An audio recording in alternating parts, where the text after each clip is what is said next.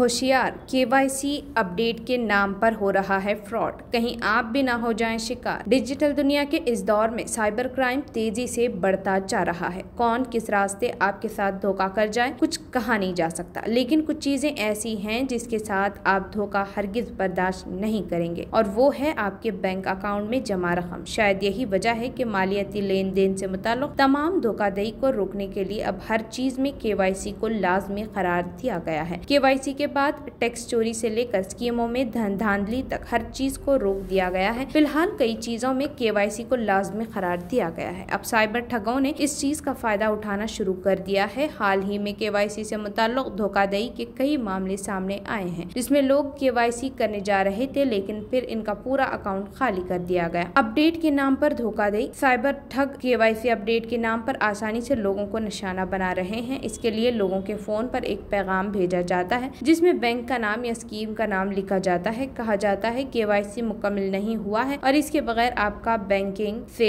मुताल्लिक काम रुक सकता है। बहुत से लोग केवाईसी को अपडेट करने के लिए लिंक पर क्लिक करते हैं और इसके फौरन बाद इनके अकाउंट से रकम निकल जाती है। मैसेजेस के अलावा इस तरह के फ्रॉड कॉल्स भी हो रहे हैं जिसमें कहा जाता है कि आपका केवाईसी मुकम्मल नहीं है। इसके लिए फोन पर रहते हुए कुछ इक़दाम बताए जाते हैं और एक लिंक भेजा जाता है जिस पर क्लिक करने पर आप साइबर फ्रॉड का शिकार हो सकते हैं। इन बातों को जहन में रख के अगर आपको कोई केवाईसी पैगाम मिलता है तो इस पर बिल्कुल क्लिक ना करें। इसमें दिए गए लिंक्स पर भरोसा ना किया जाए। आपको बैंक की सरकारी वेबसाइट पर जाना होगा और चेक करना होगा कि आया आपका केवाईसी मुकम्मल है या नहीं। इसके अलावा आप बैंक जाकर भी जान सकते हैं। अगर कोई आपसे कॉल पर केवाईसी करने को कहे तो सीधा इनकार कर दें और इसे बताएं कि आप ये काम बैंक जाकर करेंगे। आपको ये सब बातें अपने घर में मौजूद बुजुर्गों और दूसरे लोगों को भी बतानी चाहिए।